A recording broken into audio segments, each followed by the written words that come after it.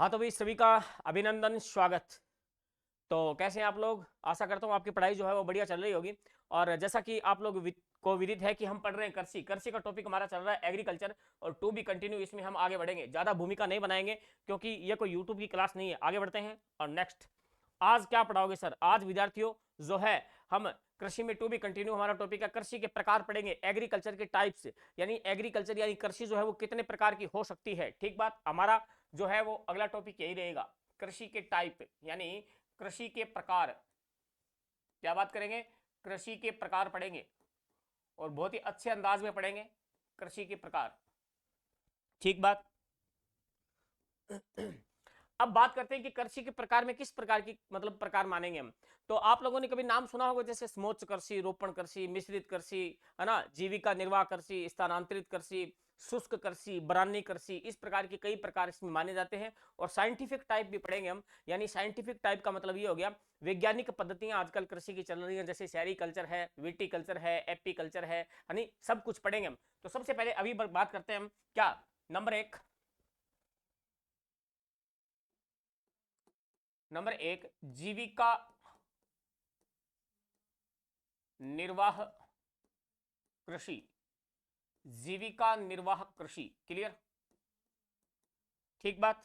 ठीक है सर, चलो अभी ये लो। यानी इसकी डेफिनेशन क्या होगी, तो थोड़ा सा इसमें आपको बता देता हूं मैं कि जीविका निर्वाह कृषि क्या होती है। एक मिनट, हाँ चश्मा लगाना पड़ेगा भाई। हाँ अब सही है। कहने का मतलब क्या हुआ कि जीविका निर्वाह कृषि क्या होती है। तो जीविका निर्वाह कृषि वो होती है विद्यार्थियों जिसमें किसान जो होता है, किसान द्वारा अपनी जीविका निर्वाह यानी अपना जो जीवन चलाना होता है उसके लिए, मतलब अपनी आवश्यकताओं की पूर्ति है, मतलब सामान्य आवश्यकता होती है उसकी खाने पीने की, है ना, उसके लिए जो कृषि करता है उसे कहते हैं जीविका निर्वाह कृषि। क्लियर? ठीक बात है। तो इसमें परिभाषा क्या रहेगी?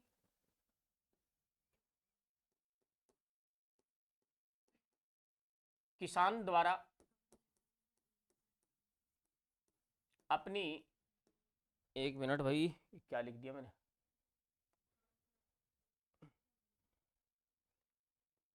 अपनी जीविका निर्वाह हेतु, यानी अपने जीविका निर्वाह हेतु, या फिर आप यूं कहें आवश्यकता पूर्ति हेतु, आवश्यकता पूर्ति हेतु, हेतु जो कृषि कार्य किया जाता है, कृषि कार्य किया जाता है, उसे हम क्या कहेंगे? बोलो। तो उसे हम कहेंगे जीविका निर्वाह कृषि। क्लियर? बात क्लियर होगी। सिंपल सी बात है, ऐसी कोई परिभाषा आपसे पूछेगा नहीं, जनरली मतलब थोड़ा पता होना चाहिए, कि जनरली थोड़ा है वो पता होना चाहिए। अब जीविका निर्वाह कृषि भी की दो टाइप माने जाते हैं, एक तो गहन जीविका निर्वाह कृषि और एक परंपरागत जीविका निर्वाह कृषि। थोड़ा सा इसमें इसमें भी डिफरेंस आपको पता होना चाहिए कि सर गहन जीविका निर्वाह कृषि क्या होती है। थोड़ा सा बताएंगे, बिल्कुल बताएंगे। इसमें क्या होता है कि अधिक जनसंख्या जमाव वाले जो क्षेत्र होते हैं, अधिक जनसंख्या जहां रहती है ना, अधिक जनसंख्या जमाव वाले क्षेत्र में ऐसी कृषि की जाती है ताकि कम जमीन पर भी अधिक उत्पादन लिया जा सके। ठीक बात। ठीक है सर, इसको भी हम डेफिनेट में देखेंगे कि डेफिनेशन इसकी क्या होगी। ए नंबर, यानी जीविका निर्वाह कृषि के दो प्रकार है। पहला प्रकार कौन सा है? गहन जीविका निर्वाह कृषि, जीविका निर्वाह कृषि। तो इसमें होगा क्या, मैंने आपको परिभाषा बोल के बता दी थी, इसमें थोड़ा बस लिखना है, फॉर्मेलिटी पूरी करनी है। यानी गहन जीविका निर्वाह कृषि क्या होती है, सुनिएगा। गहन जीविका निर्वाह कृषि क्या होती है कि अधिक अधिक पॉपुलेशन जहां हो, यानी अधिक जनसंख्या वाले, जमाव वाले लिख दो, एक ही बात है, अधिक जनसंख्या वाले क्षेत्रों में, अधिक जनसंख्या वाले क्षेत्रों में की जाती है, की जाती है। यानी जनसंख्या ज्यादा है और जमीन कम है, तो ताकि क्या है, कम जमीन पर अधिक उत्पादन किया जा सके, मतलब ताकि, ताकि रे, यानी ताकि कम जमीन पर, कम जमीन पर अधिक उत्पादन उत्पादन किया जा सके और आपको ध्यान रखना है इस प्रकार की जो कृषि होती है उसमें प्रति हेक्टेयर उत्पादन जो है वो ज्यादा होता है। मतलब गहन जीविका निर्वाह कृषि जो होती है इसमें अधिक जनसंख्या जमाव वाले क्षेत्रों में की जाती है ताकि कम जमीन पर अधिक उत्पादन किया जा सके। क्लियर। इसमें एक छोटी सी बात याद आपको क्या रखनी है कि इस प्रकार की जो कृषि होती है उसमें प्रति हेक्टेयर उत्पादन जो होता है वो अधिक होता है। यानी इसमें मैं लिख दूं स्टार लगा के कि इस प्रकार की कृषि में क्या होता है, प्रति हेक्टेयर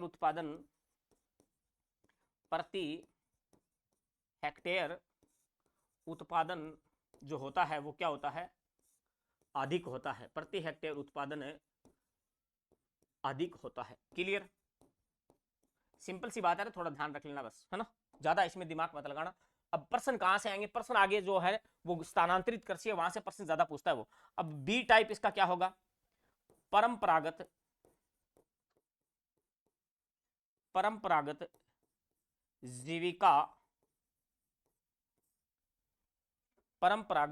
जीविका निर्वाह कृषि। क्लियर। ठीक है भी, तो इसको भी हम थोड़ा ऐसे हाईलाइट करेंगे ताकि नोट्स अपने सुंदर लगे। और इसमें क्या होगा, तो परंपरागत जीविका निर्वाह कृषि किस प्रकार की कृषि मानी जा सकती है। तो इसमें होता क्या है मैं आपको बताता हूं।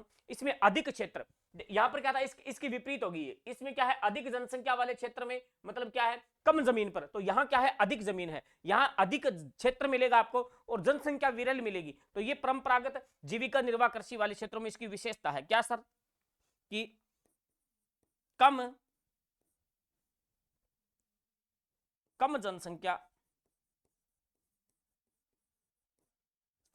जनसंख्या तथा अधिक क्षेत्रफल।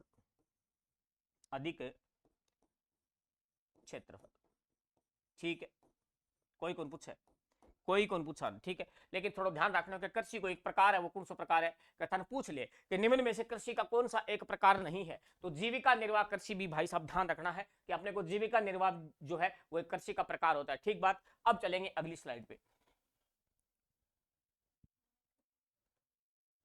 नंबर 2 आएगा अपना।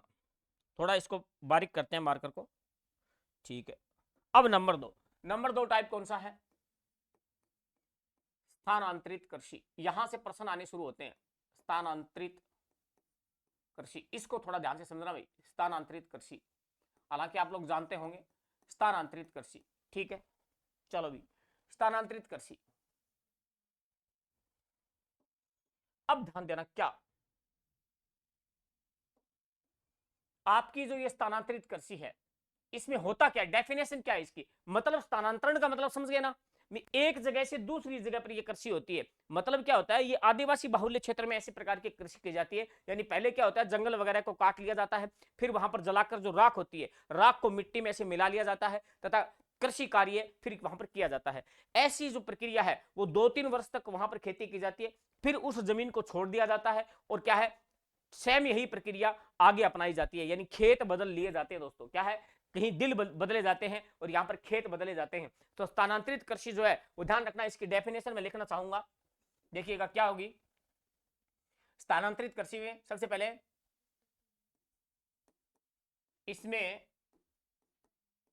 इसमें पहले क्या होता है, पहले जंगल को काट लिया जाता है, जंगल को काटा जाता है विद्यार्थियों, काटा जाता है और फिर जलाकर राख तो मिट्टी में मिलनी भाई जी, राख को मिट्टी में मिक्स कर लिया जाता है, मिट्टी में मिलाया जाता है क्या गुरुजी, बढ़िया बात है। तथा फिर उस पे क्या है, कृषि कार्य किया जाता है, कृषि कार्य किया जाता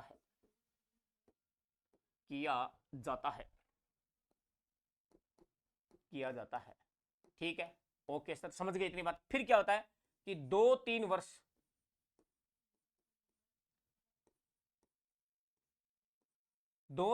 वर्ष तक कृषि करने के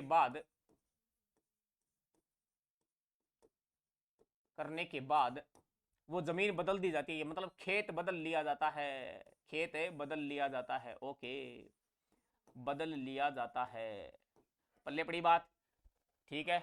ये डेफिनेशन वैसे लिखवाने की जरूरत नहीं थी, लेकिन फिर भी क्या है, मैं आपको लिखवा रहा हूं, क्योंकि आपको पता ही होता है ऐसा कि स्थानांतरित कृषि कौन सी होती है, कि पहले जो होते हैं आदिवासी लोग ये ज्यादा करते हैं अपने क्या है पूर्वी भारत में, है ना, पूर्वी भारत में असम साइड में, यहाँ पर क्या है मिजोरम मेघालय इस साइड में क्या है इस प्रकार की कृषि बहुत ज्यादा होती है ना, मध्य प्रदेश साइड में, ठीक है, एमपी में, और राजस्थान में क्या है दक्षिणी राजस्थान में इस प्रकार की कृषि आपको देखने को मिलती है, ठीक बात है। यहाँ पर क्या है कीवर्ड, क्या है कीवर्ड है, यहाँ पर जंगल को काट लिया जाता है, ये याद रखना है, जंगल को काट लिया जाता है, फिर मिट्टी माटी छोड़ो है, ठीक है, कृषि कार्य किया जाता है, फिर ये कीवर्ड है, 2-3 वर्ष तक खेती की जाती है, फिर क्या है खेत बदल लिए जाते हैं विद्यार्थियों, खेत बदल लिए जाते हैं, क्लियर, मामला समझ में आ गया ना। अब इस प्रकार की कृषि को क्या कहते हैं, यानी इसके उपनाम क्या है, मतलब इसको कहते हैं क्या, इसे कर्तन दहन, इसे कर्तन दहन कृषि भी कहा जाता है, कर्तन दहन कृषि कहा जाता है। एक नाम तो ये हो गया, ध्यान रखना इस प्रकार का नाम भी पूछा जा सकता है, कर्तन दहन कृषि कहते हैं, ठीक बात है गुरुजी, बहुत बढ़िया।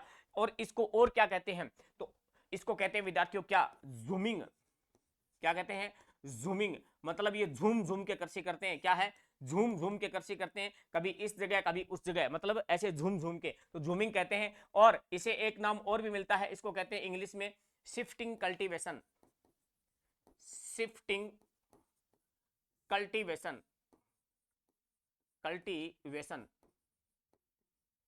Shifting cultivation. और आपकी राय मैं जानना चाहूंगा कि क्या इस प्रकार की कृषि है वो पर्यावरण के लिए बढ़िया है, इसे कर्तन दहन कृषि, इसे झूमिंग कृषि, इसे शिफ्टिंग कल्टीवेशन कहते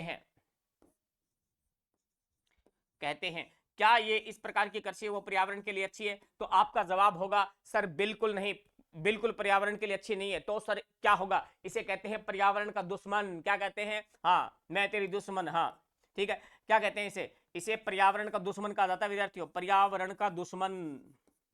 प्रश्न पूछा जा सकता है, निम्न में से किस प्रकार की कृषि को पर्यावरण का दुश्मन कहते हैं, पर्यावरण का दुश्मन, एक एक चीज बारीकी से पढ़ेंगे, इसे पर्यावरण का दुश्मन कहते हैं, दुश्मन कहते हैं, समझ में आया ना, पर्यावरण का क्या कहते हैं, दुश्मन। ये लो, तो दोबारा देख लो, स्थानांतरित कृषि क्या होती है, मतलब क्या जगह बदल दी जाती है, एक खेत है वो छोड़ दिया जाता है, 2-3 साल खेती करी छोड़ो है ना, ठीक है, अगली जगह जाके क्या है माथा पूरी करेगा फिर, ठीक है, इसे क्या कहते हैं शिफ्टिंग कल्टीवेशन, इसे जूमिंग कृषि, इसे कर्तन दहन कृषि कहते हैं, इसे पर्यावरण का क्या कहते हैं दोस्तों, इसे पर्यावरण का दुश्मन कहा जाता है, दुश्मन कहा जाता है। अब दोस्तों ध्यान देना, स्थानांतरित कृषि जो है इसके मुख्य नाम तो मैंने बता दिए, मुख्य नाम जूमिंग नाम याद रखना, ये इंपॉर्टेंट है, जूमिंग, यानी इसे झूम भी कहते हैं, झूम, झूम बराबर झूम शराबी, झूम बराबर झूम, तो ध्यान रखना जूमिंग कृषि। अब मैं आपको राजस्थान के संदर्भ में थोड़ा बताना चाहूंगा, तो राजस्थान के संदर्भ में अगर बात करें तो देखो विद्यार्थियों, अगली स्लाइड में चलते हैं, और राजस्थान के संदर्भ की अगर बात की जाए तो सर कि राजस्थान में, यानी क्या हो रहा है, दक्षिणी राजस्थान, क्या मुख्यतः दक्षिणी राजस्थान में इसकी कृषि, इस प्रकार की कृषि आपको देखने को मिलेगी, यानी दक्षिणी राजस्थान में इस प्रकार की कृषि को क्या कहते हैं, मुख्य प्रश्न तो यही बनता है, तो दक्षिणी राजस्थान में इस प्रकार की कृषि को विद्यार्थियों क्या कहा जाता है, तो आपका भली भांति नाम सुना होगा वालरा, क्या वालरा, क्या कहते हैं इसे, वालरा कहते हैं, क्या कहते हैं वालरा, वेरी इंपॉर्टेंट, इंपॉर्टेंट से भी इंपॉर्टेंट है, इसे दक्षिणी राजस्थान में, या आप यूं समझ लो इसे राजस्थान में वालरा कहते हैं, क्या कहते हैं राजस्थान में वालरा कहते हैं। आदिवासी बाहुल्य जो क्षेत्र है, उदयपुर है, प्रतापगढ़ है, डूंगरपुर है, बांसवाड़ा है और सिरोही वाला पार्ट है, यहां पर इस प्रकार की कृषि आपको देखने को बहुत ज्यादा मिल जाएगी, और इस प्रकार की कृषि को क्या कहते हैं वालरा। लेकिन ध्यान रखना, अगर पूछ ले आपसे वालर, वालर एक नृत्य है दोस्तों, वालर वालर क्या है सॉरी, वालर क्या है, नृत्य है, और आपको मैं पूछना चाहूंगा वालर किस जनजाति का नृत्य है, भील जनजाति का, ग्रासिया जनजाति का, सिरोही जनजाति का, या डामोर जनजाति का, सोच के बताओ वालर किसका नृत्य है। वालर एक नृत्य है दोस्तों, लेकिन वालरा एक कृषि का प्रकार है, दोनों इंपॉर्टेंट है, एग्जाम में पूछे जाते हैं, है ना, आप दिमाग पे जोर डालते रहो तब तक आगे आगे बढ़ते हैं। तो दक्षिणी राजस्थान में इसे वालरा कहते हैं, और ध्यान देना क्या कि यही कृषि अगर पहाड़ी क्षेत्र में होती है, दक्षिणी राजस्थान में अगर पहाड़ी क्षेत्र में की जाए तो पहाड़ी क्षेत्र में क्या कहेंगे, तो इसका अलग नाम मिलता है। और इसी प्रकार की अगर कृषि को मैदानी क्षेत्र में किया जाए, क्या मैदानी क्षेत्र में किया जाए तो क्या कहेंगे, तो दजिया, क्या कहेंगे, दजिया। ठीक है, देखो भी, यानी पहाड़ी क्षेत्र में की जाए तब तो क्या कहेंगे इसे, चिमाता, क्या कहेंगे, चिमाता, चिमाता, प्रश्न आया हुआ है। और ध्यान रखना मैदानी क्षेत्र में क्या कहेंगे, दजिया, क्या कहेंगे, दजिया। पल्ले पड़ेगी बात। तो ये दोनों भी इंपॉर्टेंट है, ये दोनों भी इंपॉर्टेंट है, पल्ले पड़ी बात। तो पहाड़ी क्षेत्र में चिमाता और मैदानी क्षेत्र में दजिया, मैदानी क्षेत्र में इसे क्या कहते हैं, दजिया। अब याद करने का प्रयास करते हैं दोस्तों, क्या कि आपसे पूछ ले पहाड़ी क्षेत्र में, अब देखो पहाड़ों पे पर्वतों पे कौन होती है, माता। माता का मंदिर आपको कहां मिलेगा, जाहिर सी बात है पहाड़ों पर मिलेगा। क्या मिलेगा, पहाड़ों पर मिलेगा या पर्वतों पर मिलेगा। माता का मंदिर आपको नीचे देखने को नहीं मिलता है। इसका मतलब ची माता, माता शब्द आए तो पहाड़ी क्षेत्र या पर्वतीय क्षेत्र। और मैदानी, मैदानी, दानी, दानी, दजिया, दानी कहां पर है, दजिया में, दानी कहां पर है, दजिया में। या फिर ऐसे याद कर लो, जो बच गया वो मैदानी क्षेत्र में, जो बच गया वो मैदानी क्षेत्र में। इतनी बात समझ में आ गई। ये तो राजस्थान के परिप्रेक्ष्य में मैंने आपको बताया है, ठीक बात है सर। अब मैं आपको बताना चाहूंगा, थोड़ी बहुत एक्स्ट्रा जानकारी भी देना चाहूंगा कि भारत के कुछ अन्य क्षेत्रों में, भारत के स्पेसिफिक कुछ अन्य क्षेत्रों में इस प्रकार की कृषि को क्या कहते हैं। जैसे आपने कभी नाम सुना होगा हिमालय वाले क्षेत्र में, हिमालय वाले क्षेत्र में इस कृषि को क्या कहते हैं, तो हिमालय वाले क्षेत्र में इस कृषि को कहा जाता है प्यारे विद्यार्थियों, खिल, क्या कहते हैं, खिल।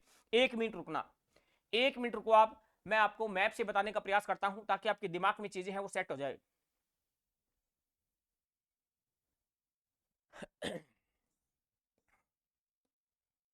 ठीक है, चलो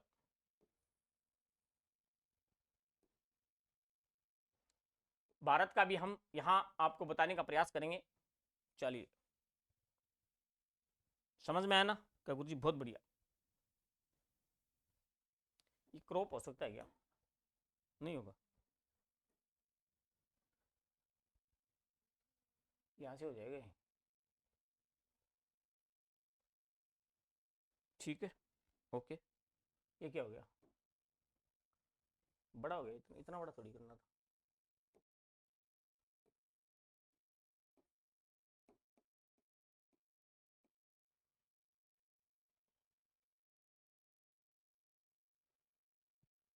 ये लो भी, थोड़ा सा वक्त लग रहा है, इसके लिए थोड़ा माफी चाहेंगे, क्योंकि आपको थोड़ा बेहतर बनाने का प्रयास कर रहे हैं। थोड़ा सा बेहतर बताएंगे तो आपके दिमाग में चीजें सेट रहेगी। ये लो भी, भारत इतना ही समझ लो आप, ये आपका इंडिया है। भारत के एक लाख में मेरो भी है, देखो मजाक की बात है। ये भारत आ गया आपका, क्या आ गया, भारत। समझ में आया ना। अब मैं आपको भारत में कुछ विशेष क्षेत्रों में बताना चाहूंगा। जैसे आपका इधर हिमालय पड़ता है, ये क्या है, आपका हिमालय रेंज है। ये क्या है, हिमालय रेंज है। हालांकि हिमालय रेंज जो है इस प्रकार से यहाँ पर नीचे भी चली गई है, अंडमान निकोबार, अंडमान निकोबार। लेकिन खास करके आपको हिमालय क्षेत्र में आपको कृषि ध्यान रखनी है। तो आपको हिमालय क्षेत्र में अगर पूछे क्या, हिमालय क्षेत्र में, तो मैं आपको यहां पर बताना चाहूंगा इस प्रकार से करके, हिमालय, हिमालय क्षेत्र में क्या कहते हैं इसे, तो हिमालय क्षेत्र, ठीक है। तो हिमालय क्षेत्र में कहते हैं खिल, क्या कहते हैं, खिल। कोई व्यक्ति हिमालय पर यानी पर्वत पर, माउंट, यहां पर क्या है, हिमालय में क्या है, माउंट एवरेस्ट, क्या है, माउंट एवरेस्ट है। तो बड़ी बड़ी चोटियां हैं, जैसे कंचनजंगा है, जैसे कंचनजंगा है। और पीओके में जाएंगे तो K2 गार्डविन ऑस्टिन है। तो ध्यान देना, इतनी बढ़िया क्षेत्र में यहां पर घूमने लोग जाते हैं, घूमने जाते हैं तो लोग क्या है, लोगों का चेहरा खिल जाता है, लोगों का चेहरा खिल जाता है। ठीक है, जब भी आपको मौका मिले, आपको कोई कहे कि आपको हिमालय का टूर करवाते हैं, तो आपका चेहरा है वो खिल जाएगा, है ना। ठीक बात है। अब बात करते हैं दोस्तों छत्तीसगढ़ और अंडमान निकोबार। छत्तीसगढ़ में इसे क्या कहते हैं, छत्तीसगढ़ में कहते हैं इसे दीपा, क्या कहते हैं, दीपा। लेकिन उससे पहले मैं आपको बताना चाहूंगा, ये जो आपका पूर्वी भारत है, क्या है, आपका जो पूर्वी भारत है, यहां, ये पूर्वी भारत, यहां पर इसको क्या कहते हैं, तो यहां पर ध्यान देना, इसको क्या कहते हैं, जूमिंग, क्या कहते हैं, जूमिंग कहते हैं, झूम कहते हैं, एक ही बात है। ठीक है, यानी उत्तरी पूर्वी भारत। ये कौन सा भारत है, उत्तरी पूर्वी भारत। रुकना जरा, ये उत्तरी पूर्वी भारत, यानी इस प्रकार से आप इसको मान लो, ये क्या हो गया, उत्तरी पूर्वी भारत। उत्तरी पूर्वी भारत में से क्या कहते हैं, झूम, क्या कहते हैं, झूम। या फिर आपको यूं समझ लो कि झूमिंग कहते हैं, खास करके असम साइड में। खास करके आपको मैं हाईलाइट करना चाहूंगा यहां पर असम, क्योंकि कई बार नाम देके पूछता है वो। तो असम साइड में ध्यान रखना, इसको झूमिंग कहते हैं, क्या कहते हैं, झूमिंग कहते हैं। क्लियर, मामला समझ में आ गया ना। अब बात करते हैं दोस्तों, क्या, जैसे थोड़ा सा नीचे आते हैं और छत्तीसगढ़, छत्तीसगढ़ यहां पर छत्तीसगढ़ पड़ता है, यहां पर क्या है, छत्तीसगढ़। ठीक बात है, मैं लिख देता हूं छत्तीसगढ़, थोड़ा सा ऊपर हो गया है, यानी कि नीचे होना चाहिए था, रुको जरा।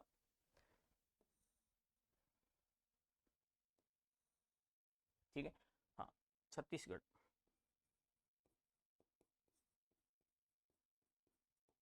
ठीक है, छत्तीसगढ़ साइड में इसे क्या कहते हैं, तो छत्तीसगढ़ में क्या कहते हैं, दीपा, क्या कहते हैं, दीपा। और खास करके ध्यान रखना, दीपा कहते हैं, और दीपा अंडमान निकोबार में भी कहते हैं, क्या कहते हैं, अंडमान निकोबार, अंडमान निकोबार, अंडमान निकोबार में भी क्या कहते हैं, दीपा कहते हैं। ठीक बात, ठीक है सर। तो ये आपका क्या हो गया, छत्तीसगढ़, ये हो गया अंडमान निकोबार। बात समझ में आ गई। अब मध्य प्रदेश में इसे क्या कहते हैं, तो मध्य प्रदेश में इसे कहते हैं दैया, क्या कहते हैं, दैया या वेबर। तो मध्य प्रदेश आपका यहां देखो, मध्य प्रदेश, एमपी, यानी ये रहा एमपी, मध्य प्रदेश, मध्य प्रदेश। मध्य प्रदेश में क्या कहेंगे, तो मध्य प्रदेश में इसे कहते हैं दैया, क्या कहते हैं, दैया, दैया या वेबर, दैया या वेबर। फिर बात करेंगे दोस्तों झारखंड, तो झारखंड यहां पर पड़ता है, छत्तीसगढ़ हो गया, छत्तीसगढ़ के ऊपर क्या है, झारखंड है। झारखंड में से क्या कहते हैं, तो झारखंड में से कहते हैं कुरुआ, क्या कहते हैं, कुरुआ। तो झारखंड यहां पड़ता है यहां समझ लो आप झारखंड है। ठीक है, तो झारखंड में से क्या कहेंगे, तो झारखंड में से कहेंगे कुरुआ, क्या कहेंगे, कुरुआ।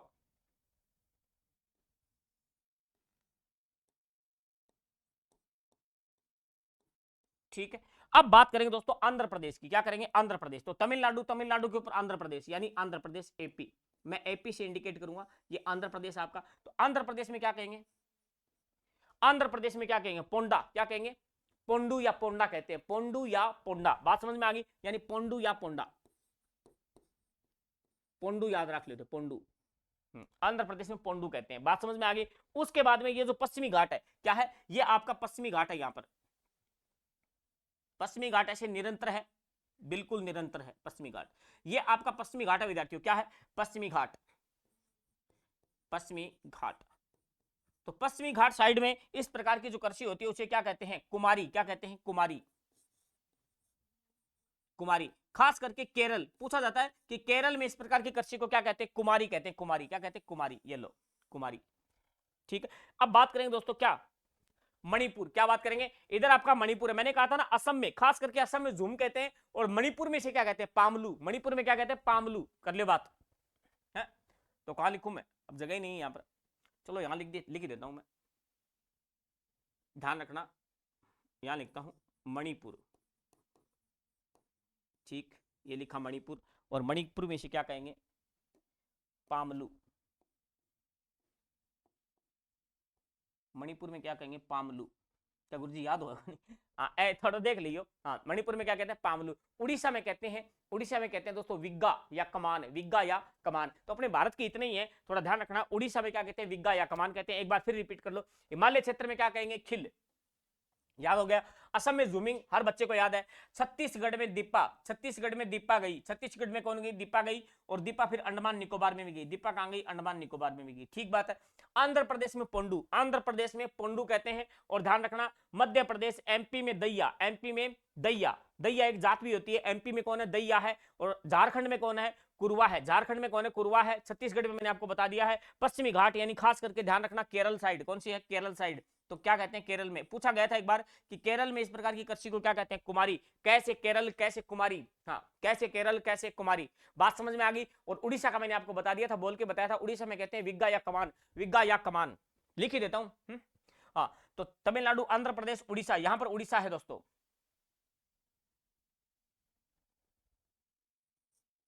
जगह थोड़ी कम पड़ गई, ये उड़ीसा है, ये क्या है, उड़ीसा।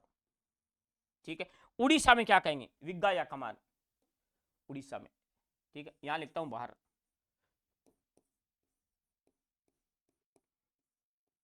विग्गा या कमान।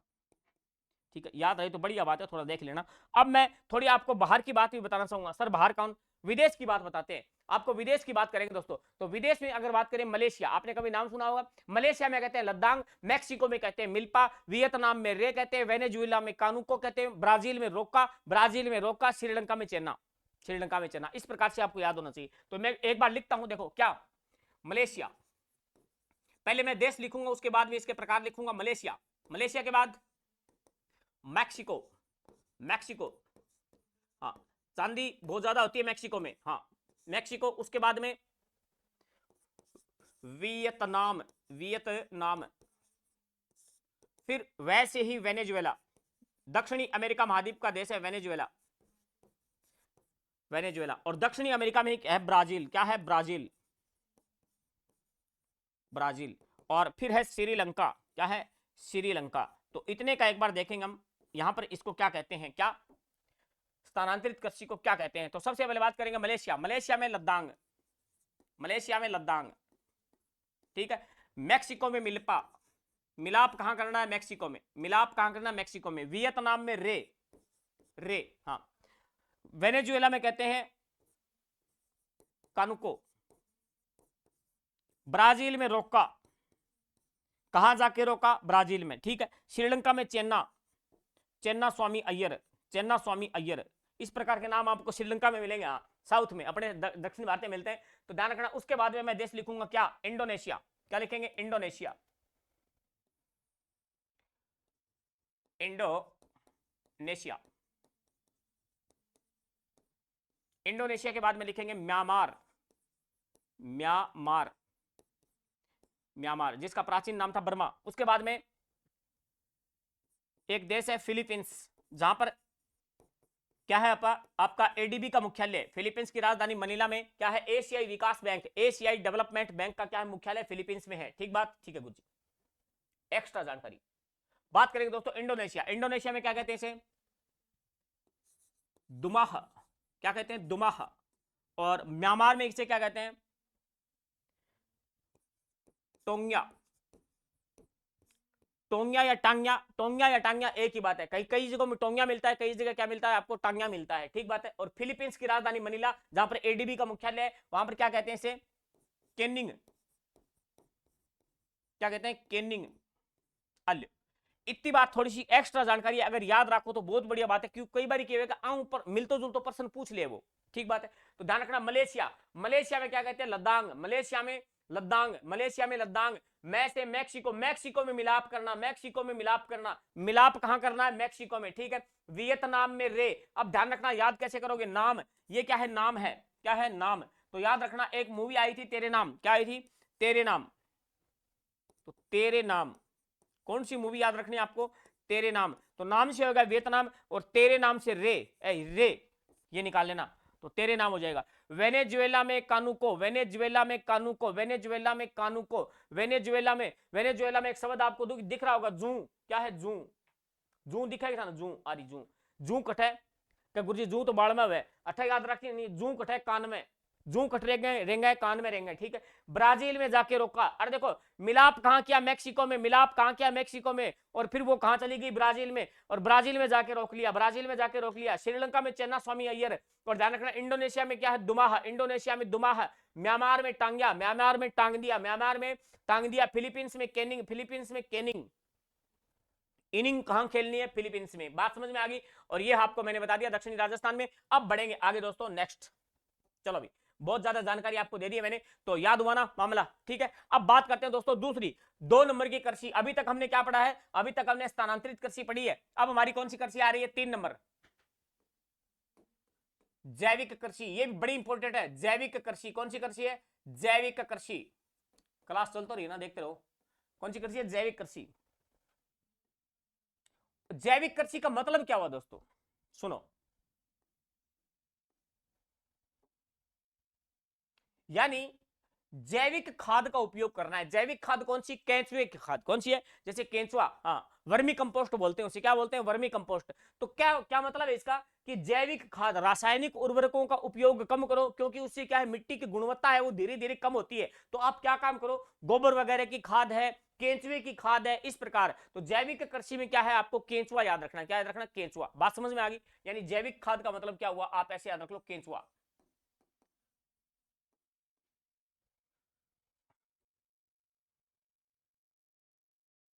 खास करके केंचुए से निर्मित खाद,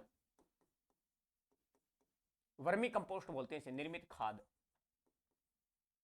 यानी केमिकल वगैरह ना रासायनिक उर्वरक वो जमीन में मत डालो प्लीज, कि उससे क्या है हमारी जमीन है वो क्या होती जा रही है, बंजर होती जा रही है। बात समझ में आ गई, हाँ।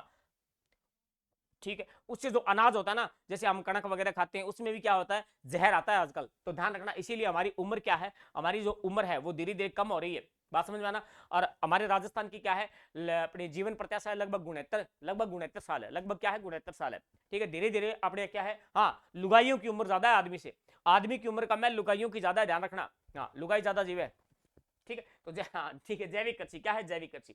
ओके, समझ में आ गया ना, पल्ले बड़ी बात, ठीक है। और बात आपका कर्म हुआ भैया, दंगा कर्म करोगा तो बढ़िया जी होगा, और क्या है कि कर्म अगर माड़ा करोगा तो फिर सीधी सी बात है, बात समझ में आई ना। अब आप कहोगे कि सर जो अच्छे आदमी होते हैं वो जल्दी जाते हैं ऊपर ठीक है, कि ऊपर ज्यादा जरूरत हो पाएंगे। तो जैविक कृषि अगर बात करें कि अपने भारत का, क्या बात करें, भारत का पहला, भारत का पहला जैविक राज्य कौन सा बना था, तो भारत का पहला जैविक राज्य हम बात करेंगे इसकी, फिर हम बात करेंगे राजस्थान, क्या बात करेंगे, राजस्थान का पहला जैविक जिला डूंगरपुर होगा, पहला जैविक जिला, ठीक है। और फिर बात करेंगे क्या, देश का पहला,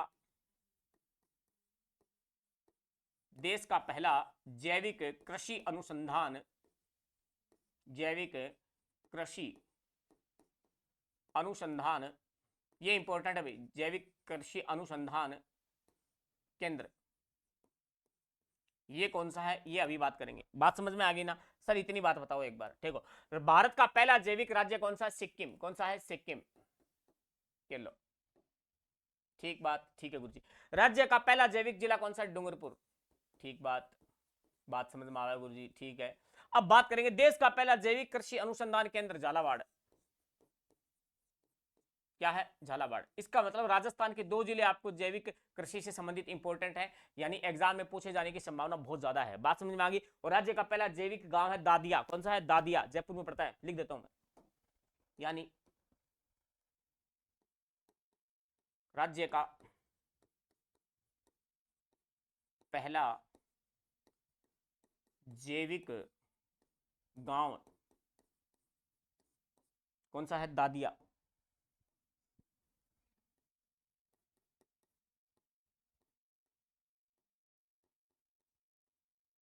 ठीक है। दादिया गांव कहां पर है, जयपुर,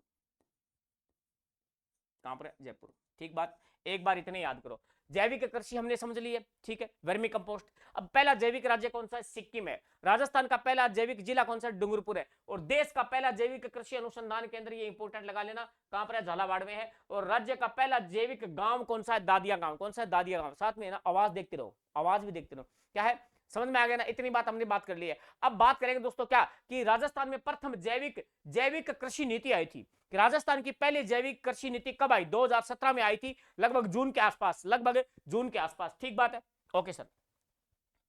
तो उससे पहले मैं डूंगरपुर की एक बात बताना चाहूंगा आपको। डूंगरपुर, डूंगरपुर में क्या है, पहली ऑर्गेनिक मंडी है, क्या है डूंगरपुर में, एक चीज और याद रखना, प्रथम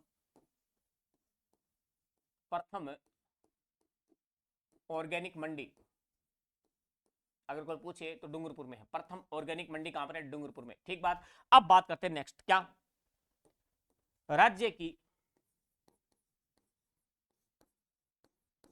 राज्य की प्रथम जैविक कृषि नीति। एग्जामिनर का कोई पता नहीं कहां से कोई प्रश्न पूछ ले, है ना, तो हमें होशियार रहना थोड़ा, ठीक है भी। 2017 में आई थी, 2017। हमारी जमीन को हो रहा है खतरा, हमारी मिट्टी को हो रहा है खतरा, इसीलिए हम लेके आए जैविक कृषि 2017, जैविक कृषि लेके आए 2017। तो इस प्रकार से आपको याद हो जाएगा, मैं आशा करता हूं। अब हम बात करेंगे दोस्तों नेक्स्ट, नंबर 4, नंबर 4 पर कौन सी कृषि आएगी, तो ध्यान देना, मिश्रित कृषि, कौन सी है, मिश्रित कृषि, ठीक है। इसमें सिंपल सी बात है, क्या सर, इसमें ध्यान रखना क्या, कि कृषि के साथ पशुपालन किया जाए, कृषि के साथ क्या है, पशुपालन अगर किया जाए, तो ध्यान रखना वो कौन सी कृषि मानी जाती है, मिश्रित कृषि, यानी मैं लिख देता हूं कृषि प्लस पशुपालन। इतने तो आप समझदार हो ही फिर, ठीक है। हाँ, ऐसी मैं आशा करता हूं, ऐसी मैं आशा करता हूं।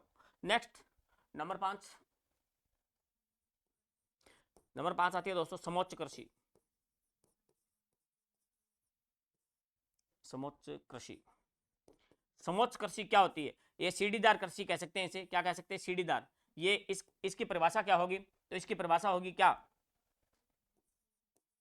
पहाड़ी या पर्वतों का जो ढाल होता है, पहाड़ी ढाल के विपरीत विपरीत सीढ़ियां बनाकर, मतलब एक तरीके से सीढ़ी बनाई जाती है, सीढ़ी नुमा कृषि। ठीक बात समझ में आएगी ना? पहाड़ी ढालों पर, पहाड़ी ढाल के विपरीत क्या है? सीढ़ी नुमा खेत बनाए जाते हैं। इस प्रकार सीढ़ी नुमा खेत बनाए जाते हैं जी। पैडी पैडी को नहीं उतरेगा अपना एंत्रिको, यहाँ एंत्रिको खेत बनाइए। बात समझ में आ गई? हाँ, यहाँ पहाड़ी पैडी बनानी को नहीं आवन। समझ में आ गई बात?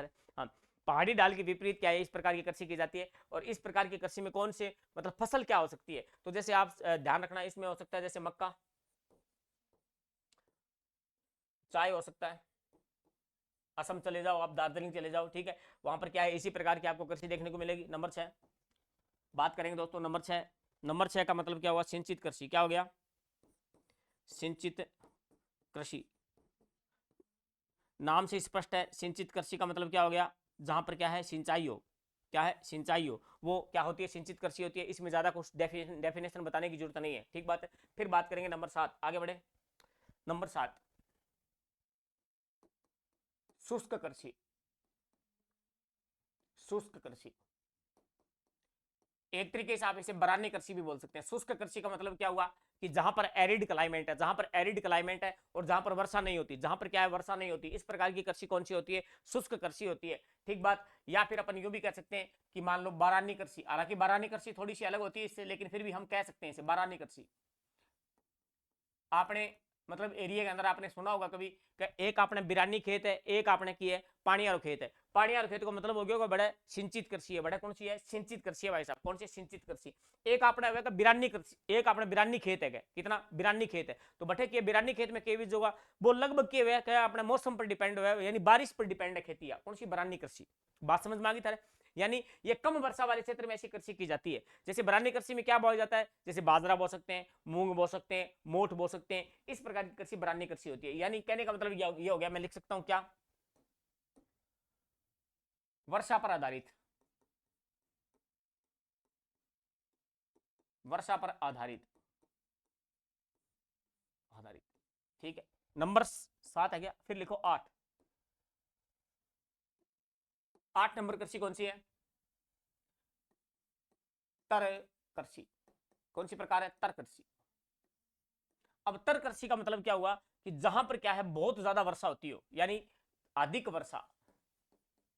तर को मतलब समझ गया? एकदम कह नहीं अपने गर्मी के अंदर, पसीने के अंदर एकदम कह देने पसीने में तर हो रही है। तर को मतलब पूरा वालो, मतलब अधिक वर्षा। जहां ज्यादा वर्षा होती है, क्या गुरु जी? अधिक कितनी?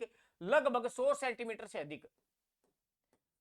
100 सेंटीमीटर से अधिक वर्षा। 100 से 120, 150, है ना, पौनी 200। इस प्रकार की मतलब जहां पर वर्षा की कंडीशन हो, ऐसी जहां पर क्लाइमेट हो, जैसे उस क्षेत्र में, वहां पर कौन सी कृषि होगी विद्यार्थियों? तो वहां पर होगी तर कृषि। सर तर कृषि का कोई एक आध उदाहरण बता दो। बिल्कुल बता देंगे। जैसे उदाहरण होता है इसका विद्यार्थियों, क्या? चावल। चावल कह सकते हो आप। ठीक है, चावल में किए हुए पकेगा नहीं आपने जिया, मतलब हमारे हनुमानगढ़ साइड में और गंगानगर साइड में, ठीक है, तो अठे किए हुए जिया चावल आप बोवा, तो चावल बोए तो खड़ियो पानी चाहिए, के खड़ियो पानी। तो खड़ियो पानी का मतलब हो गया तर। बिल्कुल चावल है। इसमें गन्ना भी आ सकता है, जूट। ठीक है, इस प्रकार की फसलें इसमें आ सकती है। जैसे चाय भी ले सकते हैं आप। क्या? चाय। पल्ले पड़ी बात क्या गुरु जी? बढ़िया बात है। ऐसा कोई प्रश्न आएगा नहीं आपसे, लेकिन फिर भी एक प्रकार बता रहा हूं आपको। नंबर 9 व्यवसायिक या व्यापारिक, या इसे नगदी भी बोलते हैं। व्यापारिक कृषि, नगदी कृषि भी बोलते हैं। नगदी को मतलब क्यों हो?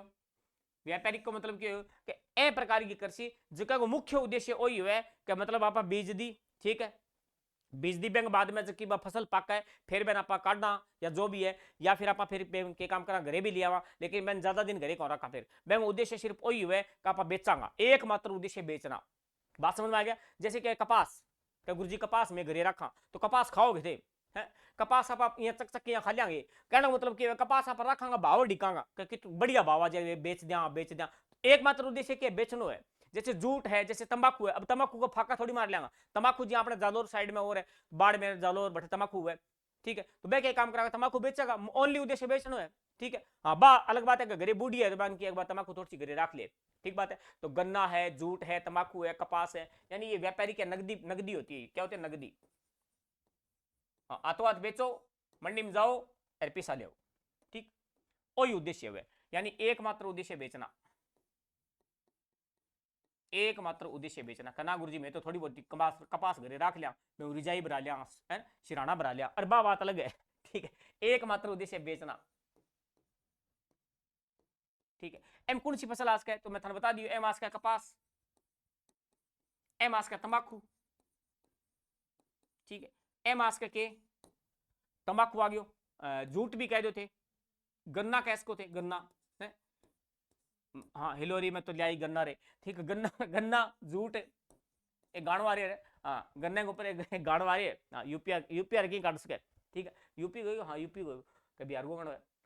तब तक कपास हो गया, तंबाकू हो गया, गन्ना हो गया, जूट हो गया, बात समझ में आ गई। अब नंबर 10 बात करांगा, नंबर 10, थोड़ा सा क्लास को भी मेरे को बताते रहो, क्लास कितनी होगी। नंबर 10,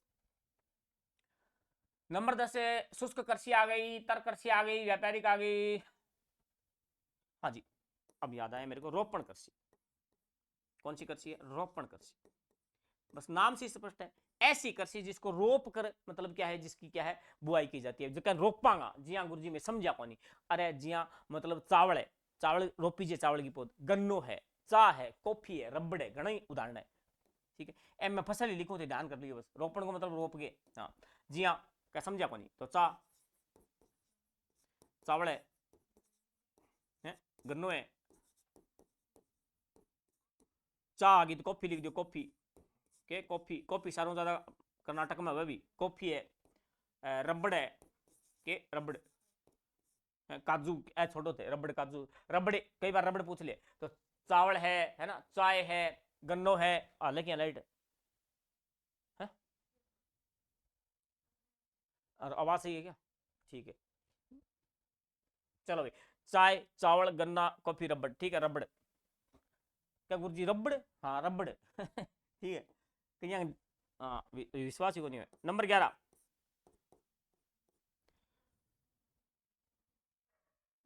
नंबर 11 विद्यार्थियों होगी प्रसंविदा, प्रसंविदा कृषि। क्या गुरुजी किताब प्रकार है, अरे रुको थे, प्रकार प्रकार में 1 घंटा बीत जाएगी अपनी।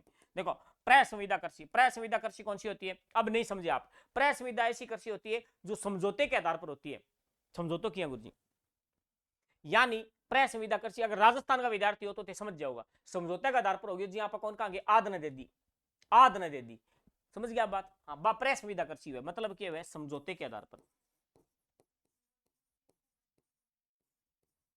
फोक्स आउट हो गया,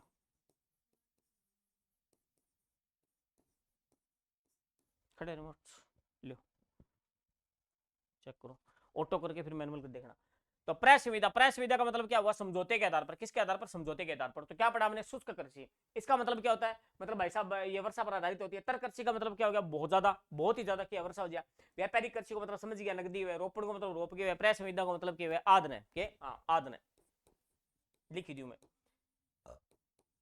आदन खेती करनी, आदन खेती करनी। नहीं समझ में आ रहा, इधर दो भाई, क्या कर रहे हो,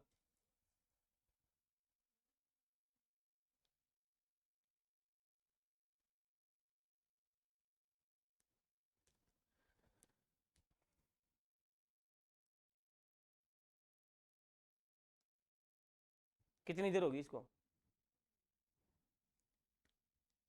सही है क्या, हुँ? सही है, लो हाँ तो चलो अभी, तो कितना प्रकार का, 11, आगे बढ़े, ठीक है गुरुजी। अब 12वां नंबर कौन सा है, मैं एक बार कृषि का नाम लिखूंगा, फिर इसका अपन क्या डिस्क्राइब करेंगे, मोनो कृषि, क्या गुरुजी बढ़िया बात। उसके बाद में नंबर 13 डिओ कृषि, डिओ कृषि,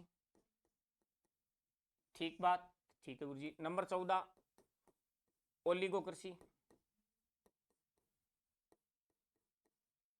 ओलिगो कृषि, और नंबर 15 रिले क्रॉपिंग। क्या है? रिले क्रॉपिंग कृषि, ठीक है। उसके बाद में ट्रक फार्मिंग, ट्रक फार्मिंग, ठीक है। अब समझो इसको, मैं समझाता हूं आपको। देखो क्या कि मोनो कृषि क्या होती है? मोनो का मतलब होता है एक, मोनो का मतलब क्या होता है? एक। डिओ का मतलब होता है दो, डिओ का मतलब क्या होता है? दो। ओलिगो का मतलब होता है तीन, और रिले क्रॉपिंग का मतलब होता है चार। यानी एक खेत में, क्या ध्यान से सुनना, एक खेत में एक वर्ष में एक फसल लेना, मोनो। बात समझ में आ गई? एक खेत में एक वर्ष में दो फसल लेना, डिओ कृषि। एक खेत में एक वर्ष में तीन फसल लेना, ओलिगो कृषि। और रिले का मतलब हो गया चार, कितनी? चार फसल एक वर्ष में, चार फसल। और ट्रक फार्मिंग का मतलब हो गया कि इसमें क्या है, सब्जी फल वगैरह आते हैं, मतलब क्या है, गाड़ियों के द्वारा, ट्रकों के माध्यम से या गाड़ियों के द्वारा एक ही दिन में क्या है, फल सब्जियों को बाजार तक पहुंचाना, ये ट्रक फार्मिंग होती है। कौन सी होती है? Truck farming. लिखने का हम प्रयास करेंगे। क्या मैं शॉर्ट में लिखता हूं? एक खेत में, एक खेत में एक वर्ष में एक ही फसल, कितनी? एक फसल। बाकुण सी कृषि है भी क्या गुरु जी? बा कृषि है, मोनो कृषि। मोनो का मतलब एक ही है, मोनोशील ना समझ लियो, मोनोशील को नहीं आ मोनोशील अलग चीज है, पढ़ाऊंगा था ना मोनोशील भी, टेंशन ना लियो। अब बात करो गुरु जी दो, तो एक खेत में, एक खेत में एक वर्ष में, डिओ का मतलब दो ही होता है भाई साहब, तो दो फसल, कितनी? दो फसल। सिंपल सी बात है, कोई ज्यादा माथापच्ची को नहीं। ओलिगो का मतलब हो गया एक खेत में, ठीक है, एक साल में। ओलिगो का मतलब तीन, ये तीन लिखा हुआ है, ए को तीन बना दो तो तीन फसल, कितनी फसल? तीन फसल, ठीक बात है गुरुजी। और रिले का मतलब हो गया, ये पूछा हुआ है रिले वाला, रिले वाला ध्यान रखना। एक खेत में, एक खेत में एक वर्ष में, क्लास को टाइम कितना हो गया पूरी? एक खेत में एक वर्ष में चार फसल, एक घंटा से ऊपर हो गया क्या? चेक करो, ठीक है। ट्रक फार्मिंग का मतलब क्या हो गया? गाड़ियों के माध्यम से, कितनी? पूरी 47 नहीं हुई, ठीक है। गाड़ियों के द्वारा,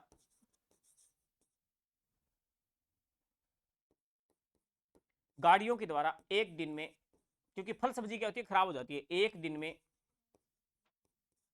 एक दिन में फल और सब्जी के, हाँ, फल सब्जियों को, हाँ, नजदीकी बाजार तक पहुंचाना, फल सब्जियों को बाजार तक पहुंचाना, यानी उनको मार्केट उपलब्ध करवाना, बाजार तक पहुंचाना, वो कौन सी कृषि होती है? Truck farming. कौन सी होती है?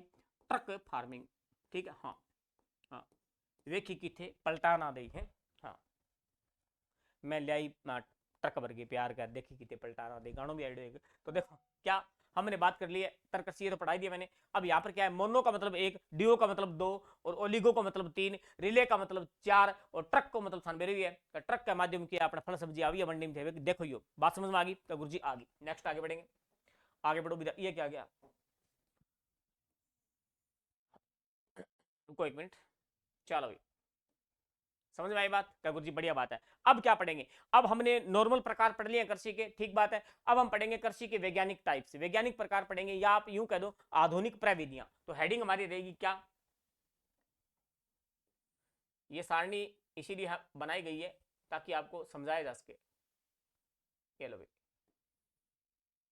चलो भाई, यानी हेडिंग क्या रहेगी?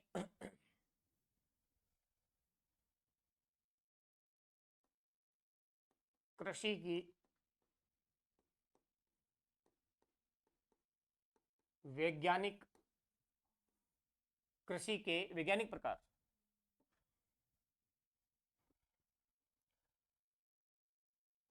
कृषि के वैज्ञानिक टाइप्स या प्रकार, या फिर आप यूं कह दो आधुनिक, आधुनिक प्रविधियां। क्लियर, ठीक है दोस्तों। अब बात करेंगे दोस्तों, इसमें हम समझने का प्रयास करेंगे कि इसमें कौन कौन से नाम आ सकते हैं। तो सबसे पहले बात करेंगे क्या,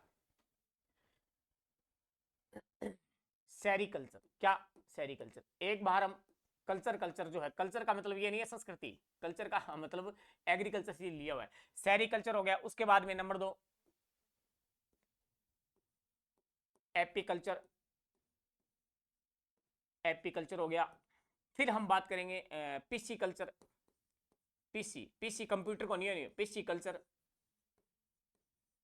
फिर बात करांगा विट्टी कल्चर, विट्टी कल्चर। फिर बात करांगा वर्मी कल्चर, वर्मी कल्चर वही जो मैंने बताई थी ना, वर्मी कंपोस्ट, केंचुई खाद, वर्मी कल्चर।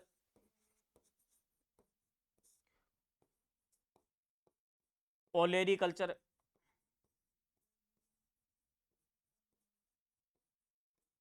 Olive culture. क्या हो गया, एक मिनट भाई, मिट गया। ओलिव कल्चर, ठीक बात है। और फिर इधर लिखेंगे बच्चे का तो इधर लिख देंगे, चलो नीचे लिख ही देता हूँ, आरबोरी, आरबेरी या आरबोरी कल्चर, एक ही बात है। ठीक है, ठीक है गुरु जी, इसके नाम बाद में लिखेंगे। फिर बात करेंगे दूसरा, हॉर्टिकल्चर लिख देता हूँ,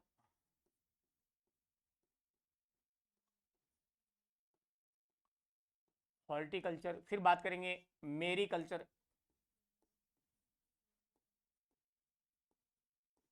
फ्लोरिकल्चर। क्या गुरु जी कितनी है, अरे थोड़ी है, ज़्यादा कौन, 15-20 है, फ्लोरिकल्चर। उसके बाद में सिल्वी कल्चर, सिल्वी। और उसके बाद में कितनी करवा दी मैंने, मैरी, ओल्टी, फ्लोरी, सिल्वी, लैक कल्चर। कौन सी, लैक कल्चर। और एक है बहुत लंबा सा नाम है, एग्रो स्टोलॉजी, एग्रोस्टोलॉजी, ठीक। हाँ, वो भी कृषि है, कोई घास घूस को है ना। उसके बाद में एग्रोस्टोलॉजी हो गया, कोई बच गया तो बाद में देख लेंगे, टेंशन मत लो। चलो भाई, अब डिस्क्राइब करते हैं क्या सेरिकल्चर क्या होता है। सेरिकल्चर विद्यार्थी होता है रेशम कीट पालन। क्या, हाँ रेशम, तेरी रेशमी जुल्फें, क्या, तेरी रेशमी जुल्फें। रेशम कीट पालन कौन सा होता है, सेरिकल्चर होता है। और रेशम के लिए हमारे राजस्थान में एक टसर पद्धति चलती है, कौन सी, टसर पद्धति चलती है। तो रेशम कीट पालन, हम बात करेंगे रेशम कृषि की, डिटेल से बात करेंगे। एक बार जो है वो सेरिकल्चर पूछ लिया जाता है कि सेरिकल्चर का संबंध किससे है, तो सेरिकल्चर का संबंध है रेशम कीट पालन, ठीक है। आजकल काफी ट्रेंडिंग में है रेशम कीट पालन। एपीकल्चर का मतलब होता है विद्यार्थियों मधुमक्खी, शहतमक्खी, मधुमक्खी पालन, ठीक है। पीसी कल्चर का मतलब हुआ है मत्स्य पालन, के मत्स्य पालन, मत्स्य संघ, ठीक है, ओके। उसके बाद में विट्टी मतलब हुआ है अंगूर, अंगूर की बेटी से मोहब्बत कर ली, अंगूर, हाँ अंगूर, अंगूर की खेती होती है। वर्मी कल्चर का मतलब हो गया केचुआ, केचुआ पालन। ओलेरी कल्चर का मतलब क्या हो गया, सब्जियों की, सब्जियों की बेल वगैरह। और ओलिव का मतलब होता है जैतून, जैतून का आपको डिटेल से बताऊंगा मैं। ऑरबेरी का मतलब होता है वृक्ष व झाड़ियां,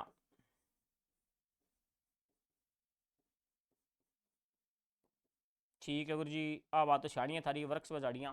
और कल्चर का मतलब वो है बागवानी, के वह ओ पर्सन इंपॉर्टेंट है। एक तो आपका केचुआ इंपॉर्टेंट ज्यादा है, एक हॉर्टिकल्चर इंपॉर्टेंट है। और ओरसी कल्चर पूछ ले, होर्सी आपसे पूछ ले कि ओरसी कल्चर बताओ, ओरसी, तो ओरसी कल्चर का मतलब होता है मतलब घोड़ो, ओरसी का मतलब घोड़ो ही है ना, क्या घोड़ी ही है, मैंने कौन मेरा देखो। मैरी कल्चर, मैरी कल्चर का मतलब क्या होता है, समुद्री जीवों का पालन। क्या होता है, मैरी कल्चर का मतलब वो है समुद्री जीवों का पालन, ठीक है। फ्लोरी मतलब फूल है, क्या बात करो, फूलों की कृषि, ठीक है, फूलों की खेती, ऐसे याद रख लो। और सिल्वी कल्चर का मतलब क्या होता है? वनों का संरक्षण, वनों का संरक्षण व संवर्धन। एक मिनट भाई, क्या हो गया? संवर्धन, ठीक है, बढ़िया बात है गुरुजी। लैक कल्चर को मतलब है लाख के, लाख को संबंधित है, लाख क्या गुरुजी थे, लाख रुपये की बात कर दी, कह रहा नहीं आ बात तो एकदम लाख रुपये की। तो लाख वो कौन नहीं, लाख की चूड़ी, हाँ लाख की चूड़ी जयपुर वगैरह, हाँ बहुत प्रसिद्ध है, ठीक है। हाँ मुझे 9 लखा मंगा दे रहे ओ सैया दीवाने हैं। हाँ तो लैक कल्चर का मतलब क्या होता है? लाख। और एग्रोस्टोलॉजी का मतलब होता है घास, क्या होता है? घास की खेती, क्या होता है? घास की खेती, ठीक बात, ठीक है गुरुजी। क्या गुरुजी याद किया? अरे जी टेंशन लेने की जरूरत ही कौन, ठीक है, बार बार पढ़ो आप ही हो जी। देखो सेरिकल्चर का मतलब क्या होता है? रेशम कीट पालन, ये तो सभी विद्यार्थियों को याद ही होता है। इसमें एपीकल्चर ये भी विद्यार्थियों ने रट्टा हुआ होता है कि एपीकल्चर का मतलब हो गया मधुमक्खी पालन, पीसी का मतलब होता है मत्स्य, पीसी का मतलब क्या होता है? मछली, ठीक है, विट्टी को मतलब अंगूर, क्या होता है? अंगूर, ओके। उसके बाद में वर्मी, वर्मी कल्चर का मतलब होता है केंचुआ पालन, क्या होता है? केंचुआ पालन, ये बहुत इंपॉर्टेंट है भाई साहब, केचुआ पालन, ठीक। हाँ वर्मी कंपोस्ट खाद बनती है। ओलेरी कल्चर का मतलब होता है सब्जियों की बेल वगैरह, सब्जियों की खेती, क्या है? सब्जियों की खेती कहते हैं ना। हाँ सब्जी अगर बेचने को आता है ना, तो सब्जी बेचने आता है तो क्या कहता है? ओ लेरी, ओ लेरी, के लेरी, सब्जी लेरी, के लेरी है, सब्जी लेरी है, ठीक है। हाँ ओ लेरी, के लेरी, सब्जी लेरी है भी, ठीक है। ओलिव कल्चर का मतलब जैतून, जैतून को ओलिव ही कहते हैं, जैतून को क्या कहते हैं? ओलिव। आपको बताऊंगा मैं, जैतून रिफाइनरी, जैतून रिफाइनरी कहां पर है? अपने राजस्थान में लूणकरण सर, कहां पर है? लूणकरण सर में है। और ध्यान रखना ओलिव ग्रीन टी संयंत्र कहां पर है? बस्सी, कहां पर है? बस्सी जयपुर में। और बेरी कल्चर का मतलब होता है वृक्ष व झाड़ियां, क्या होता है? वृक्ष व झाड़ियां, ऐसे याद रख लो। झाड़ियां के लगा बोरिया, के लगा बोर, बोरिया कट लगा है, झाड़ियां गए, ठीक है, झाड़ की गए, बेरिया को लगा गया, खाइकरा नहीं, छोटा दिखाता। देखो अब बात करेंगे हॉर्टिकल्चर का मतलब क्या होता है? बागवानी। उसके बाद में मैरी कल्चर का मतलब होता है समुद्री जीवों का पालन, मैरी का मतलब होता है समुद्री, ठीक। मैरी, मैरी मुद्री, मैरी मुद्री, फ्लोरी, ये तो याद ही होता है, फ्लोरी का मतलब फूल होता है। सिल्वी का मतलब ध्यान रखना, सिल्वी का मतलब इंपॉर्टेंट लगा देता हूं मैं, जहां जहां पूछा जा सकता है। लैक कल्चर का मतलब सभी बच्चे बता देंगे, लाख होता है। एग्रोस्टोलॉजी ये पूछा जा सकता है भाई, एग्रोस्टोलॉजी घास की खेती, ठीक बात। और ये 3 4 तो बहुत मोस्ट इंपोर्टेंट है ऊपर वाले, ये तो आपको याद ही होते हैं, यहां से ध्यान रखना बस। हॉर्टिकल्चर बागवानी होता है, और सिल्वी कल्चर वनों का संरक्षण होता है, और एग्रोस्टोलॉजी घास की खेती होती है। एग्रोस्टोलॉजी क्या होता है? घास की खेती। इतनी बात समझ में आ गई? क्या कौन ये मन बताओ? ठीक है गुरु जी, बहुत बढ़िया। अब देखो विद्यार्थियों, क्या जैतून की बात कर रहा था, तो जैतून की एक्स्ट्रा बात बताने का प्रयास करता हूं मैं, सुनना। जैतून, ये रहा जैतून, देखो यही बता दूं या अगले पेज पे? चलो अगले पेज पे देखते हैं। देखो भाई, ओलिव ग्रीन टी संयंत्र, ओलिव है, ओलिव का मतलब जैतून, ओलिव है ग्रीन टी, क्या कह रहे हैं? ग्रीन टी पियोगे आगे, हाँ। ओलिव ग्रीन टी संयंत्र, ठीक है कुछ कट है, बस्सी जयपुर। अब ध्यान रखना, देश का पहला, ये क्या है? देश का पहला इसलिए इंपॉर्टेंट है, और मैंने आपको पहले भी कहा था ओलिव ग्रीन टी संयंत्र, इट इज वेरी इंपॉर्टेंट। कहां पर है? क्या गुरु जी? वो तो बस्सी जयपुर में। विशेषता क्या है? देश का पहला ये, हाँ ठीक है।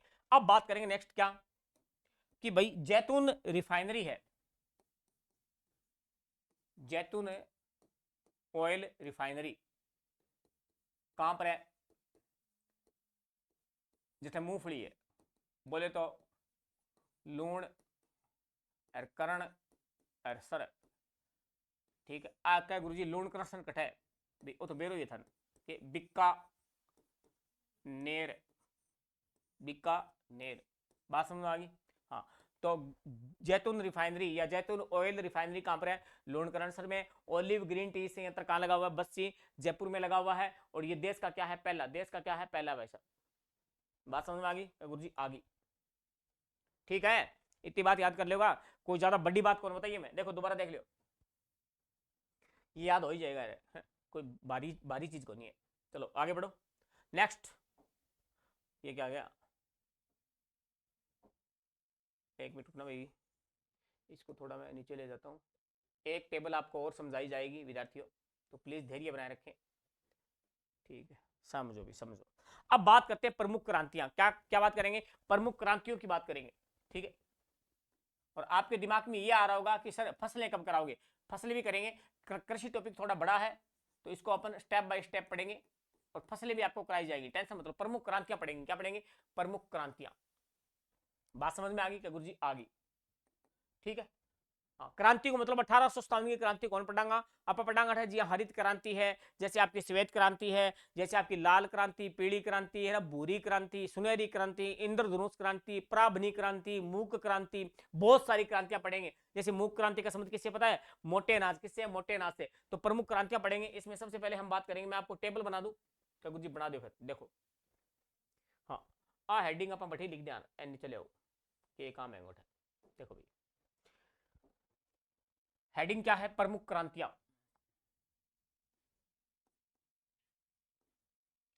प्रमुख क्रांतियां 1857 की क्रांति को छोड़ के सारी पढ़ लेंगे हम। ठीक है, भले वो दूसरी क्रांति हो सीमेंट वाली है ना, सारा पढ़ेंगे हम, सारा। टेंशन लेने की जरूरत कोई नहीं। तो सबसे पहले मैं क्रांति का नाम लिखता हूं, उसके बाद में अपन डिटेल से बात करेंगे। जैसे सबसे मोस्ट पहली क्रांति कौन सी आती है? हरित क्रांति। कौन सी आती है?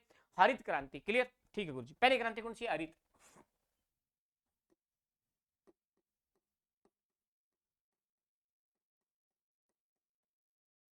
हरित क्रांति। तो हरित क्रांति जो है इसकी डिटेल ज्यादा है, इसको हम डिटेल से पढ़ेंगे। अगले पेज पे डिटेल से बताऊंगा। हरित क्रांति एक बार सारी क्रांति लिखेंगे, उसके बाद में हरित क्रांति को हम डिटेल से पढ़ेंगे। श्वेत क्रांति की भी थोड़ी डिटेल है, जैसे वर्गीज कुरियन 1970। और हरित क्रांति की डिटेल क्या है? 1966-67 आपका मैक्सिको में क्या है? 1943 में नॉर्मन बोरलॉग है। हमारे राजस्थान में कब है? 1966-67। ठीक बात। तो हरित क्रांति के बारे में डिटेल से बात करेंगे। अब बात करते हैं, हरित क्रांति आ गई, फिर नंबर 2 पे आती है श्वेत क्रांति। कौन सी है? श्वेत क्रांति। श्वेत क्रांति के बाद कौन सी क्रांति? लाल क्रांति। लाल ही मार्कर है तो लाल क्रांति। और लाल के बाद पीली क्रांति। पीली, पीली के बाद में लिख दो गोल्ड क्रांति। कौन सी क्रांति? गोल्ड क्रांति। उसके बाद में पीली आ गई, नीली क्रांति। पीली आ गई, नीली लिख दो। मार्कर अपना हाथ में है, की लिख दो जी नीली क्रांति। उसके बाद में लिख दो गुलाबी क्रांति। गुलाबी आंखें जो तेरी देखी हैं, शराबी ये दिल हो गया। ओके। और रजत क्रांति। जितनी क्रांतियां लिख रहा हूं सारी इंपॉर्टेंट है, सारी। ठीक है, उसके बाद में ये छोड़ दो बॉक्स, बादामी क्रांति। बादामी क्रांति क्या गुरुजी? बहुत सियानी बात है थारी। और उसके बाद में सुनहरी क्रांति। सुनहरी, गोल्डन। सुनहरी क्रांति के बाद में लाल, पीली, नीली। पराभनी। कौन सी है? पराभनी क्रांति। और मैंने आपको जिक्र किया था एक मूक क्रांति, मोस्ट इंपोर्टेंट है भाई साहब, मूक क्रांति पूछी जा सकती है भाई साहब, मूक क्रांति। ठीक है, और उसके बाद में श्वेत, लाल, पीली, नीली, भूरी लिख दो। भूरी, भूरती भैंस, कालती भैंस। भूरी क्रांति। कौन सी क्रांति? भूरी क्रांति। उसके बाद केसर से संबंधित एक क्रांति है, उसका नाम है सैफरॉन। कौन सी है? सैफरॉन क्रांति। और उसके बाद में दूसर क्रांति। दूसर क्रांति। और उसके बाद में है सनराइजेस क्रांति। और अब टेबल होगी पूरी। सनराइजेस क्रांति, और उसके बाद में एक क्रांति और बच जाती है, इंद्रधनुष। कौन सी है? इंद्रधनुष। वो लास्ट में लिख देंगे, वो लास्ट में लिखेंगे। और अमृत क्रांति भी लिखेंगे हम, याद आ गया। अमृत क्रांति, नदी जोड़ो, लास्ट में अगली स्लाइड पे लिख देंगे। एक बार इनको पढ़ते हैं हम। तो हरित क्रांति जो है किससे संबंधित है? हरित क्रांति का संबंध किससे? सबसे पहले ये बात करो तो गेहूं, मुख्य रूप से गेहूं और चावल, दो से शुरू हुई थी। ठीक है, हाँ। हरित क्रांति क्या है? वैसे आप लिख दो खाद्यान्न। क्या लिख दो? खाद्यान्न। खाद्यान्न से संबंधित है। पल्ले बड़ी बात। तो हरित क्रांति का आपसे संबंध पूछा जाता है कि हरित क्रांति जो किससे संबंधित है, यानी हरित क्रांति गेहूं और चावल, गेहूं और चावल मुख्यतः अपने राजस्थान में क्या है, गेहूं, क्या गेहूं से संबंधित, ठीक बात है। अपने पंजाब हरियाणा में यहां से इसकी शुरुआत मानी जाती है हरित क्रांति की। और हरित क्रांति में सबसे ज्यादा नुकसान किसका हुआ था, मोटे अनाज का। किसका हुआ था, मोटे अनाज का सबसे ज्यादा नुकसान हुआ था। आपको मैं बताता चलूं, मोटा अनाज वर्ष बनाया जाता है 2023। क्लियर। बात करेंगे दोस्तों क्या कि श्वेत क्रांति, कौन सी क्रांति, श्वेत। तो श्वेत क्रांति का संबंध क्या है, श्वेत का मतलब सफेद मतलब दूध, दुग्ध किससे संबंधित है, दुग्ध से संबंधित है। लाल क्रांति का संबंध किससे है, तो आपका टमाटर, टमाटर क्या करें, गाल करा टमाटर, टमाटर और मांस, मांस भी लाल ही होता है, ठीक है गुरुजी। उसके बाद में पीली क्रांति का संबंध किससे है, तिलहन, सरसों, ठीक है। हाँ, उसके बाद में ध्यान रखना गोल क्रांति, आलू, कह रहे हैं आलू, आलू की जी गोल हो रही है आजकल, तो आलू किससे संबंधित है, आलू, गोल मटोल, क्या गोल मटोल। नीली क्रांति का संबंध किससे है, मछली, मछली जल की रानी है, ओके, जीवन उसका पानी है, बाहर निकालो मर जाएगी। देखो गुलाबी क्रांति का संबंध है झींगा मछली, किससे संबंधित है, झींगा मछली, ठीक है गुरुजी। रजत क्रांति का संबंध है अंडा, क्या, अंडा, रोज खाओ अंडे हैं, हाँ, संडे को रोज खाओ अंडे। बादामी क्रांति का संबंध किससे है,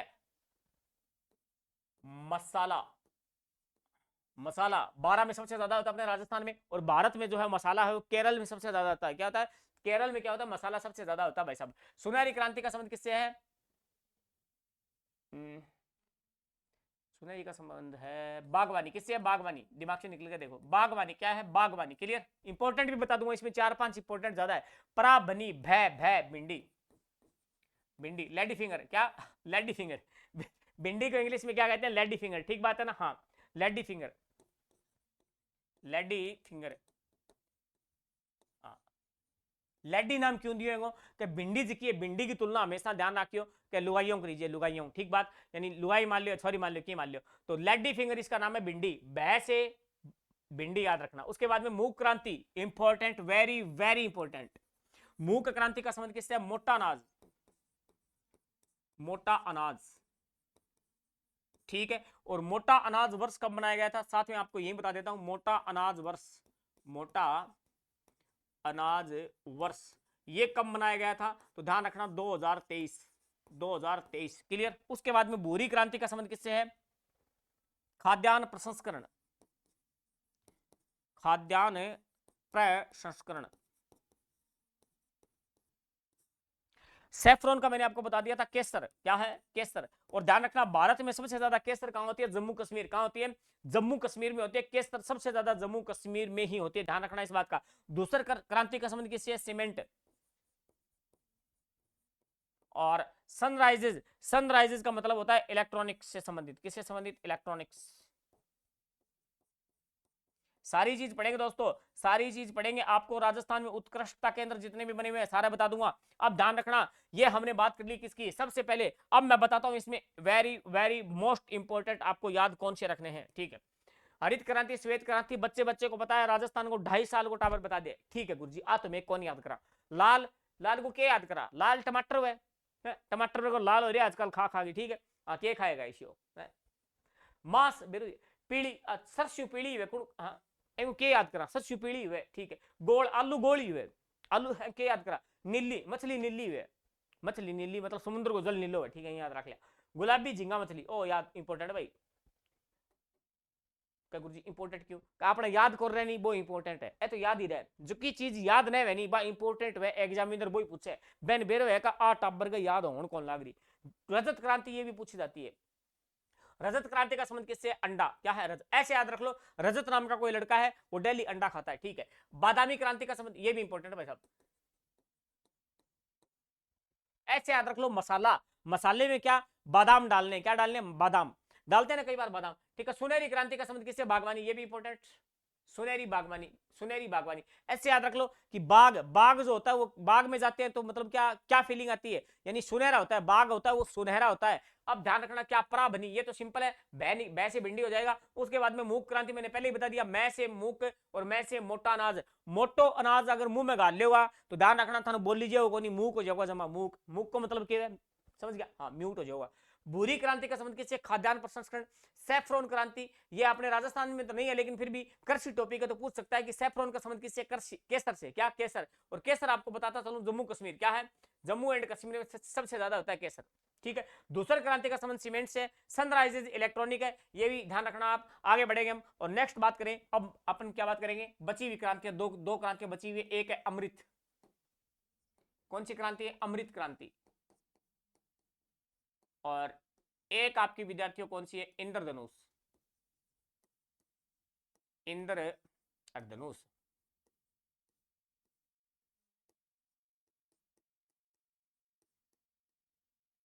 ठीक है गुरुजी, ए बात तो थे, बढ़िया बताइए। अब बात करांगा अमृत क्रांति को संबंध की है नदी जोड़ो। क्या जोड़ो? क्या? नदी जोड़ो भाई, नदी जोड़ो से, नदी जोड़ो अभियान। ठीक है गुरुजी। इंद्रधनुष क्रांति का क्या है? जितनी भी क्रांतियां हमने पढ़ी हैं, हमने जितनी क्रांतियां पढ़ी है पीछे, इन सभी क्रांतियों पर कंट्रोल करना, सभी क्रांतियों पर नियंत्रण करने के लिए कौन सी क्रांति बनाई गई है? इंद्रधनुष क्रांति। यानी सभी क्रांतियों पर नियंत्रण करने के लिए कौन सी क्रांति बनाई गई है भाई साहब? तो कौन सी बनाई गई है? इंद्रधनुष। कौन सी? इंद्र। ऐसे याद रखना, इंद्र भगवान है वो क्या है? सभी पर कंट्रोल करता है। क्या है? सभी पर कंट्रोल करता है। जज जी करे मैं करा दे, और जज जी करे जद के है मैं कौन करावे, यानी बटन है वागन ऑन ऑफ को। ठीक है, ऑन ऑफ को बटन रखा है। ठीक है, बाकी सारो सिस्टम के जलवायु यानी क्लाइमेट पर डिपेंड करे। बात समझ में आ गई? हाँ, ये तो अपनी क्या है, मतलब पुरानी कहावतें हैं और हम इसमें विश्वास करते हैं, बिलीव करते हैं कि इंद्र भगवान क्या है? इंद्र भगवान बारिश का देवता है, बारिश का देवता है। जैसे राजस्थान में एक लोक देवता है, जिसे मानसून का देवता कहा जाता है। मानसून का देवता मामा है। ठीक है, बताना आप कमेंट में कि मानसून का देवता किसे कहते हैं, या बारिश का देवता। मानसून या बारिश से। इंद्र भगवान नहीं, राजस्थान का लोक देवता बताना है। बारिश का देवता किसे कहते हैं? आपके टॉपिक लगता है, फर्स्ट ग्रेड में भी लगता है और सभी जितने भी एग्जाम है उसमें सभी में लगता है लोक देवता या लोक देवियां। ठीक है, तो आपको बताना पड़ेगा कि मानसून या बारिश का देवता या वर्षा का देवता या मेघो देवतो कैन कह, तो बताना पड़ता है। ठीक है, अब बात करेंगे दोस्तों, इतनी बातें हो गई है और अभी टाइम देख लेते हैं। टाइम देखो कितना हो गया क्लास का चलते हुए, फिर अपन बात करेंगे। अगर टाइम है हमारे पास तो हम बात कर लेंगे क्या, हरित क्रांति की डिटेल से बात करेंगे। चलो हरित क्रांति बता ही देता हूँ, फिर ज्यादा इतना कोई लंबी चौड़ी कहानी हुई नहीं है। और अब बात करेंगे डिटेल से क्या, हरित क्रांति। कौन सी? हरित क्रांति। हरित क्रांति बस 5 मिनट का टॉपिक है, खत्म हो जाएगा। फिर हरित क्रांति की बात करेंगे दोस्तों डिटेल से। तो हरित क्रांति जो है, हरित क्रांति का संबंध किससे? सबसे पहले बात करेंगे क्या, खाद्यान्न उत्पादन। किससे है? खाद्यान्न उत्पादन। ठीक, खाद्यान्न उत्पादन से है। पल्ले पड़ेगी बात। कब शुरू हुई? 1943। Norman Borlaug, Norman Borlaug, Norman है बोरलॉग, कहां के रहने वाले? मैक्सिको। मैक्सिको, मैक्सिको की राजधानी मैक्सिको सिटी, मैक्सिको सिटी। ठीक है, अब बात करेंगे दोस्तों नेक्स्ट क्या, हरित क्रांति शब्द देने वाला कौन था? इंपॉर्टेंट, इंपॉर्टेंट है, देखो ध्यान रखना। हरित क्रांति के जनक कौन है? Norman Borlaug. कौन है? नॉर्मन बोरलॉग, इनके इसके जनक माने जाते हैं, जनक। हरित क्रांति की शुरुआत करने वाले कौन है? Norman Borlaug. तो हरित क्रांति का जनक कौन है? Norman Borlaug. लेकिन भारत में अगर जनक पूछे तो कौन है? तो आपका हो जाएगा क्या, स्वामीनाथन। क्या हो जाएगा? स्वामीनाथन। शपथ देने वाला कौन था? विलियम, विलियम गॉड, विलियम है गॉड। और कई किताबों में लिखा हुआ विलियम गेट है, विलियम गेट, एक ही बात है। ठीक है, अपन याद कर लेंगे, खाद्यान्न उत्पादन से संबंधित है। और खाद्यान्न उत्पादन में क्या, गेहूं और चावल। वैसे गेहूं मैक्सिको का और चावल है वो फिलीपींस का, फिलीपींस का, ध्यान रखना। तो खाद्यान्न उत्पादन में गेहूं चावल। अब ध्यान रखना, विलियम गेट, विलियम गेट हो या गोड हो, ध्यान रखना, हमें तो याद रखना गेहूं। तो याद रखना, ऐसे कैसे याद रखोगे? सिंपल सी बात है, यहां पर मैंने लिखा गेहूं, तो आप यहां पर है क्या है? गेट लिखा हुआ है। इस गेट को थोड़ा सा ऐसे कर दो तो गेहूं बन जाएगा। क्या बन जाएगा? गेहूं। करना मत रहे, गेट यही है। ठीक है, ट्रिक बताइए आपको, बात समझ में आ गई। अब बात करेंगे ये जो हरित क्रांति है, हरित क्रांति की सिफारिश करने वाली कमेटी, यानी हरित क्रांति जो है इसकी सिफारिश किसने करी थी? तो सिफारिश करी थी भाई साहब, डिटेल से बता रहा हूं, एकदम डिटेल से। Ford commission. कौन है? Ford commission. Ford commission. ठीक बात। अब बात करेंगे दोस्तों, अभी तक हमने बात करी है थोड़ा सा इसकी पृष्ठभूमि की, अब बात करते हैं भारत में शुरुआत। भारत में शुरुआत, तो भारत में इसकी शुरुआत हुई थी दोस्तों कब? 1966 67 में मानी जाती है, लेकिन 66 ही लिख देते। कणकरी,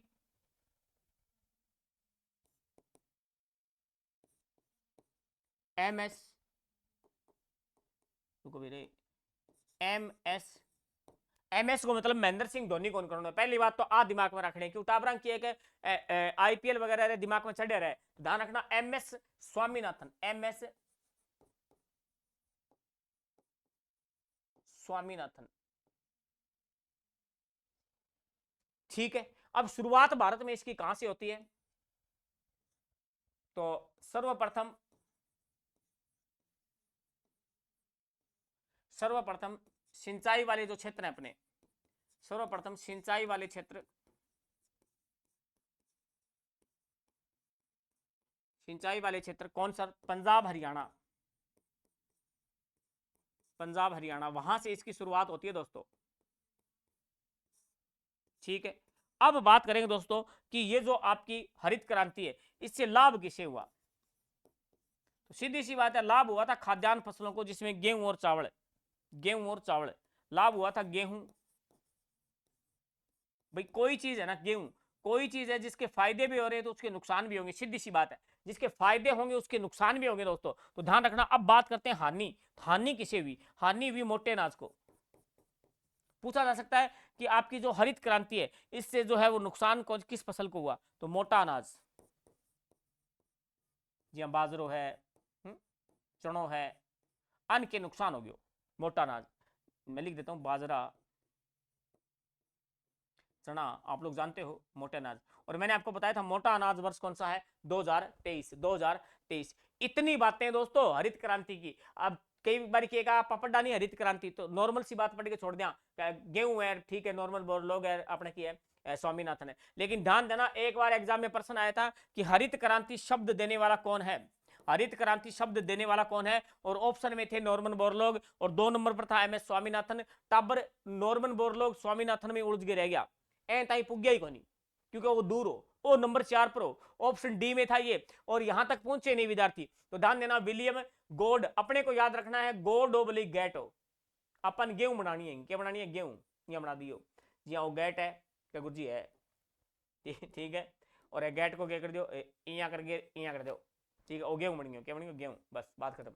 अब बात करेंगे फोर्ड, क्या गुरु जी फोर्ड याद कराओ? अरे क्या याद करावा, खेती संबंधित बात है, खेती के कौन सो ट्रैक्टर चला है? फोर्ड, अलो ये याद रख लो, कौन सा ट्रैक्टर? फोर्ड ट्रैक्टर, फोर्ड, अलो। तो फोर्ड कमीशन, क्या हो गया? Ford commission. बात समझ में आ गई क्या गुरु जी? आ गई। तो सर्वप्रथम ये यहां से शुरू हुई थी। लाभ किसको हुआ? गेहूं, जाहिर सी बात है इसको लाभ होना था भाई साहब। गेहूं मतलब मैक्सिको का, और चावल फिलीपींस का। हानि किसको हुई? मोटे अनाज की हुई। यह आपकी हरित क्रांति कंप्लीट होगी। अब बची हुई क्रांति एक और है, हल्की सी, जिसकी नाम है श्वेत क्रांति। कौन सी है? श्वेत क्रांति। श्वेत क्रांति जो है, इसे बोला जाता है ऑपरेशन, ऑपरेशन फ्लड। ठीक है, अब ये जो है आपकी, ये कहां से शुरुआत हुई थी, ये चर्चा हम लोग करेंगे, अभी टेंशन मत लो। ये लो भाई, पहले मैंने आपको बताया था कि श्वेत क्रांति जो है, इसका संबंध किससे है? दुग्ध उत्पादन। किससे है? दुग्ध उत्पादन से। तो इसका संबंध आपसे पूछ ले कि इसका संबंध किससे है, तो ध्यान रखना किससे है? दुग्ध उत्पादन। पल्ले बड़ी बात, ठीक है गुरु जी। शुरुआत कब हुई? तो शुरुआत हुई थी इसकी 1970। शुरुआत कब हुई? तो ध्यान देना, एक बार थोड़ा सा रुको, मैं इसको थोड़ा सा बड़ा कर देता हूं। और इसकी शुरुआत हुई थी दोस्तों 1970, और करने वाले कौन थे? वर्गीज कुरियन, वर्गीज कुरियन। ठीक है, ओके। तो अब बात करेंगे दोस्तों, क्या सर्वप्रथम सर्वप्रथम सर्वप्रथम कहां से प्रारंभ हुई? गुजरात। आपने नाम सुना होगा अमूल। क्या? अमूल डेयरी। क्या? अमूल दूध पीता है इंडिया। अमूल दूध पीता है इंडिया। तो सर्वप्रथम शुरुआत कहां से हुई थी? गुजरात। अमूल याद रख लो, सिंपल है। कौन है अमूल? कौन है अमूल? अमूल या आनंद डेयरी? अमूल डेयरी कौन सी? अमूल। यह आपकी श्वेत क्रांति है, कोई ज्यादा बड़ी बात है नहीं इसमें, सिंपल सी बात थी, ये मैंने आपको बता दी है। ठीक, ओके सर। अब एक चीज और बता देता हूं, मेरा मन कर रहा है क्या कि कई बार आपको वो पूछ लेता है कि हरा सोना किसे कहते हैं, पीड़ो किन कहे, नीलो किन कहे, बात चीज पढ़ांगा पा। तो देख लो एक बार, काला सोना किसे कहते हैं? क्या? काला सोना एक बार लिखेंगे, फिर हम डिस्क्राइब करेंगे काला सोना किसे कहते हैं। उसके बाद में हरा सोना किसे कहते हैं, फिर बात करेंगे नंबर 3, हरा हो गया, काला हो गया, नीला, चलो भी नीला लिख देते हैं, नीला सोना। और नंबर 4 क्या? पीला सोना, ठीक है। और नंबर 5 सफेद सोना, घना ही हो गया होगा वरना, नहीं इतना ही कराऊंगा। काला सोना, हरा सोना, नीला सोना, पीला सोना, सफेद सोना। अब सुनो उत्तरांगा, क्या सुनाओ गुरुजी? काला सोना कहन का है अफीम। किसे कहते हैं? अफीम। काला सोना, ओके, अफीम। ध्यान रखना, कृषि में अफीम को कहते हैं। और वैसे अगर काला सोना पूछ लेना तो वैसे पेट्रोलियम को भी कहते हैं। किसे कहते हैं? पेट्रोलियम। लेकिन बात कृषि की कर रहे हैं। हरा सोना किसे कहते हैं? सभी टावरों को पता है, हरा सोना कहते हैं बांस। हरा सोना किसे कहते हैं? बांस। विश्व की सबसे लंबी घास है दोस्तों, विश्व की सबसे लंबी घास मानी जाती है बांस। पहले ये घास की श्रेणी में नहीं था, बाद में इसे घास की श्रेणी में डाल दिया है। अब बात करते हैं दोस्तों, बांस के नाम पर अपना बांसवाड़ा बसा हुआ है, सबसे ज्यादा बांस होते हैं वहां पर। अब बात करेंगे नीला सोना। तो नीला सोना किसे कहते हैं? दिमाग से निकल गया, चलो एक बार पेंडिंग रखो, मेरे दिमाग में नहीं आ रहा है। पीला सोना किसे कहते हैं? पीला, तो पीला सोना कहते हैं सरसों, सॉरी, होहोबा। सरसों को भी कहते हैं होहोबा जोजोबा, होहोबा जोजोबा। क्या गुरु जी? ओ की है, ओ एक नाम है, बोल के देखो इंसान, फीलिंग आ गई, आदिवासी feeling. Jojoba jojoba, jojoba jojoba. ध्यान रखना, ये क्या है? Jojoba jojoba. पढ़ेंगे हम होहोबा जोजोबा के फार्म जो है वो धंड, जयपुर और फतेहपुर सीकर में लगे हुए हैं। होहोबा जोजोबा वेरी वेरी इंपॉर्टेंट है, होहोबा जोजोबा। सफेद सोना किसे कहते हैं? ये तो सिंपल सी बात है, कपास को कहते हैं। किसे कहते हैं? कपास को कहते हैं भाई साहब, कपास,